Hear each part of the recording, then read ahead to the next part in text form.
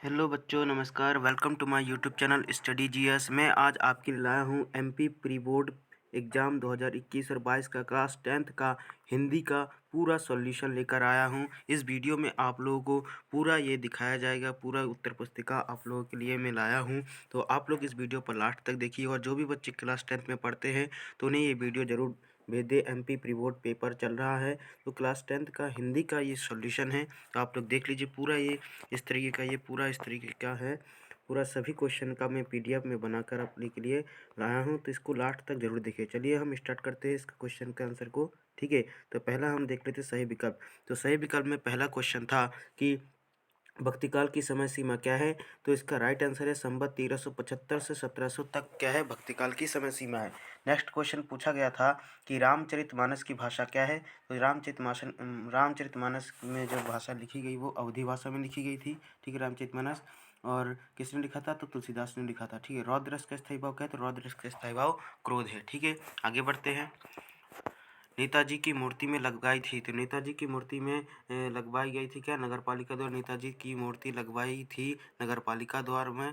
ठीक है, और चिकित्सालय का समाज विग्रह क्या है? तो चिकित्सा के लिए आलय। ठीक है, आप लोग क्वेश्चन आंसर क्वेश्चन मिलाते जाइए क्वेश्चन पेपर, और डायरेक्ट आंसर टिक लगाते जाइए। ठीक है, ठीक। छठवां नंबर है सांप निकलने पर डर कर भागे भोलाराम जाकर छिपे कहाँ? मैया के आंचल में। ठीक है, आगे बढ़ते हैं। सही विकल्प के क्वेश्चन 6 क्वेश्चन हो गए। अब रिक्त स्थान में देखिए। रिक्त स्थान में लिखा है विद्या के समय माँ को अपनी बेटी डैश पूंजी हो रही थी। तो क्या? अंतिम पूंजी हो रही थी। ठीक है, नेक्स्ट है काव्य की शोभा बढ़ाने वाले अर्थ को क्या कहते हैं? तो अलंकार कहते हैं। सबको पता है कि काव्य की शोभा बढ़ाने वाले शब्द को हम अलंकार कहते हैं। ठीक है, रमणीयार्थ प्रतिपाद शब्द काव्यम, तो ये है आचार्य विश्वनाथ की है। ठीक है, तो आप लोग टिक लगा लीजिए, लिख लीजिए क्वेश्चन के आंसर, स्क्रीनशॉट ले लीजिए, लिख लीजिए अपने पेपर में। ठीक है, यथाशक्ति। तो यथाशक्ति में कौन सा समास होता है? तो अव्ययभाव समास होता है। कभी कभी बाबूजी हमसे कुश्ती भी लड़ते हैं ना, कभी कभी डैश हमसे कुश्ती भी लड़ता है, तो कौन है? बाबूजी लड़ते हैं। हिरोशिमा कहाँ है? हिरोशिमा जापान में है। ठीक है, आगे बढ़ते हैं नेक्स्ट क्वेश्चन की ओर। अब सही जोड़ी देख ले।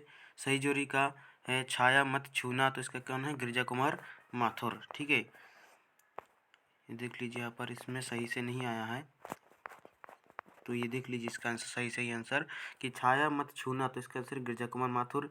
पृथ्वीराज रासो हो गया आपका महाकाव्य। ठीक है, पृथ्वीराज रासो क्या? एक महाकाव्य है। ठीक है, और एक कहानी यह भी है। कौन सी कहानी है? मन्नू भंडारी।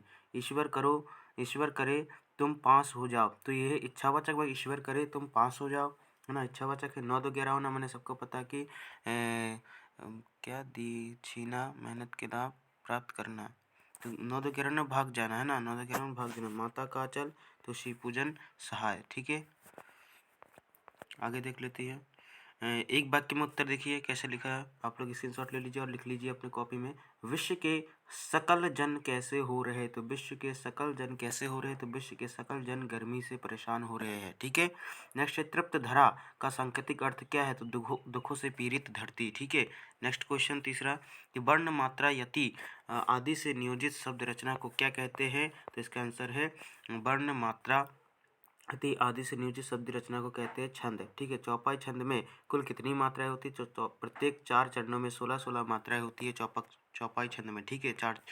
ठीक है, नेताजी की मूर्ति कितनी ऊंची है? तो नेताजी की जो मूर्ति है वो 2 फीट ऊंची है। ठीक है, आगे बढ़ते हैं।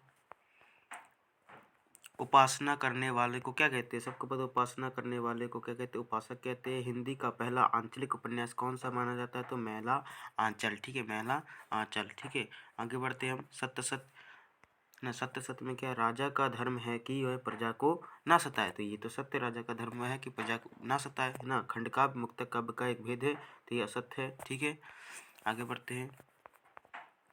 कहानी उपन्यास की अपेक्षा छोटी होती है। जो कहानी है वो उपन्यास की अपेक्षा छोटी होती है। हाँ, सत्य है। प्राचीन भारत में स्त्रियां अत्यंत विदुषी थी। हाँ, सत्य है। ठीक है, सिद्धार्थ स्वस्थ है विधिवाचक वाक्य है, तो सिद्धार्थ स्वस्थ है विधिवाचक वाक्य है, ये सत्य है। ठीक है, आगे देख लीजिए। सिद्धार्थ स्वस्थ है सत्य, वो हो गया।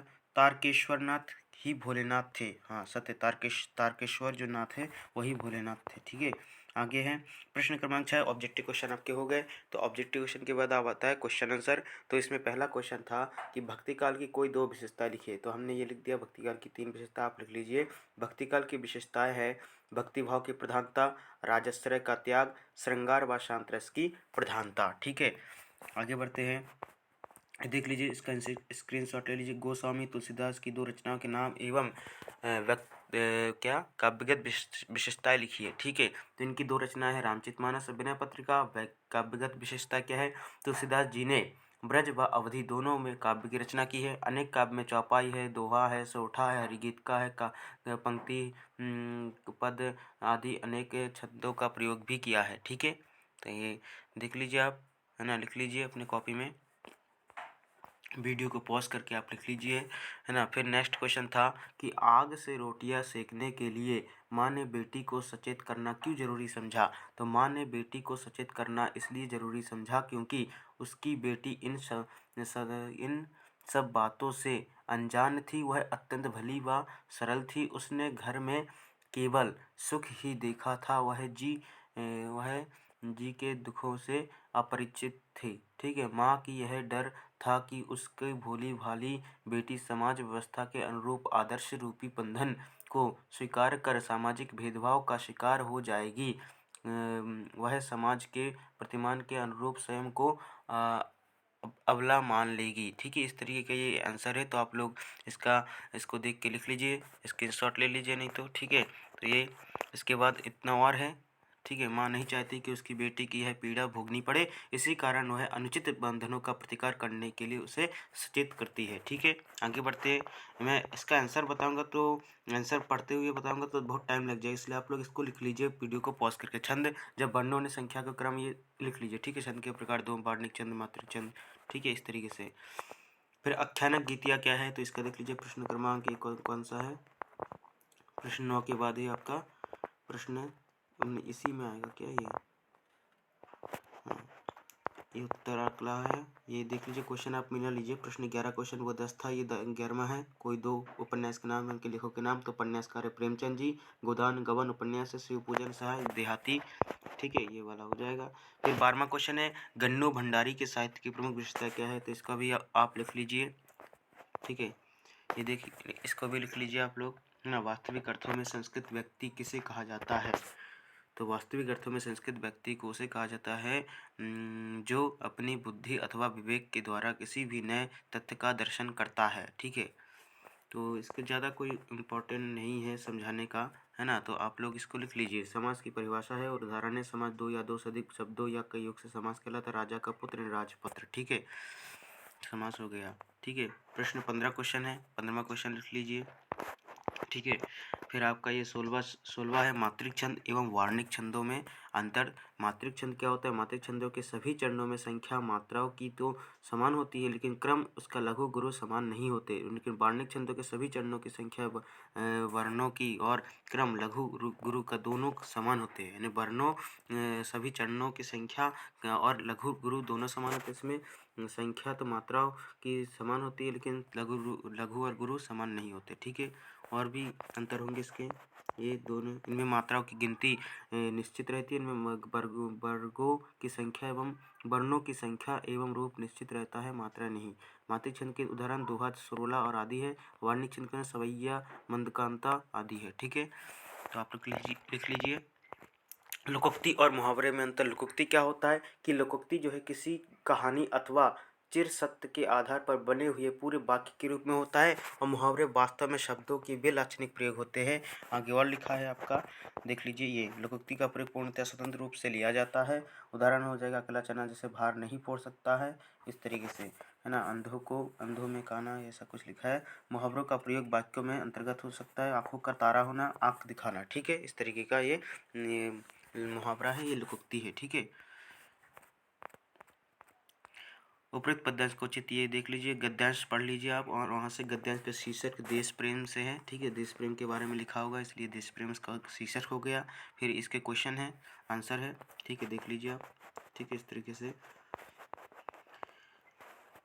प्रश्न 19 ये देख लिया आपने, सारांश लिखना है, तो पता ही आपको कैसे। आपके विद्यालय में मनाए जाने वाले सांस्कृतिक समारोह पर एक क्या लिखना, अनुदैर्ध्य लिखिए। ठीक है, तो देख लीजिए, अनुच्छेद लिखिए। ये इसका संदर्भ और प्रसंग सहित व्याख्या। ठीक है, संदर्भ प्रसंग सहित व्याख्या करना है तो ये इसका संदर्भ देख लीजिए, प्रसंग क्या है, कहाँ से लिया गया, किस पाठ से लिया गया है। ठीक है, इस तरीके से ये देख लीजिए आप। ठीक है, स्क्रीनशॉट ले लीजिए, लिख लीजिए अपने कॉपी में। ठीक है, ये व्याख्या है पूरा इसकी। ठीक है, प्रश्न क्रमांक ये 21 का ये व्याख्या है पूरा। ठीक है, ये 21 नंबर, ये 22 नंबर का क्वेश्चन है, मूर्ति संगमरमर डैश प्रयास डैश डैश करके। ठीक है, इस तरीके से ये व्याख्या होगी आपका। ठीक है, लिख लीजिए आप लोग वीडियो पॉज करके। ठीक है, आपको वीडियो अच्छा लग रहा है तो ये दूसरों तक भी शेयर करिए, क्योंकि जो पेपर देने जाएंगे 10वीं क्लास में उनको तो देखकर लिखना ही है।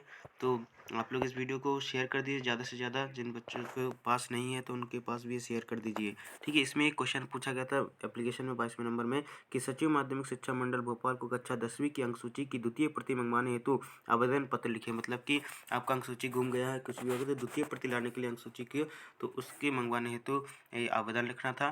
तो आप लोग यहाँ पर लिखिए, प्रति श्रीमान सचिव महोदय माध्यमिक शिक्षा मंडल भोपाल को आप लिख रहे हैं। विषय आपका रहेगा अंक सूची की द्वितीय प्रति मंगवाने हेतु। ठीक है, तो इसका ये आपको विषय के बाद ये आ गया महोदय से यही लिख देना है। ठीक है, और नाम, पिता का नाम, ये सब आप लोग लिखना। ठीक है, क्लास, कक्षा, इस तरीके से ना, नाम, पिता का नाम, परीक्षा केंद्र भी लिखना पड़ेगा, अनुक्रमांक भी लिखना पड़ेगा कि द्वितीय प्रति आप मंगा रहे हैं, ये नियमित है, स्वाध्याय है, पूरा पता आपको देना होगा, है ना। ठीक है, इस तरीके से, और साथ में पैसे भी लगे तो संलग्न बैंक ड्राफ्ट 150 रुपये लिखा है। ठीक है, इस तरीके से। आगे, राष्ट्रीय पर्व अथवा गणतंत्र दिवस, है ना, किसके बारे में आपको निबंध लिखना है तो उसके बारे में आप निबंध लिख सकते हैं, है ना। आप ये रूपरेखा लिखा है ना, रूपरेखा में किसका गणतंत्र दिवस का क्या है, प्रस्तावना लिखना है, फिर गणतंत्र दिवस का इतिहास बताना है, 26 जनवरी के कार्यक्रम लिखना है, 26 जनवरी के गौरव लिखना है, स्वतंत्र भारत के नागरिकों का दायित्व और उपसंहार। पहले में प्रस्तावना, लास्ट में उपसंहार, उसके बीच में आप जो कुछ भी करते हो उस पर्व में वो लिखा जाता है। ठीक है, रूपरेखा में सिर्फ हेडिंग। ठीक है, फिर आगे, तो और किसी एक के बारे में निबंध आपको लिखना है तो वो निबंध आप लोग लिख लीजिए गाइड से देखकर। ठीक है, तो thank you so much video को लास्ट तक देखने के लिए।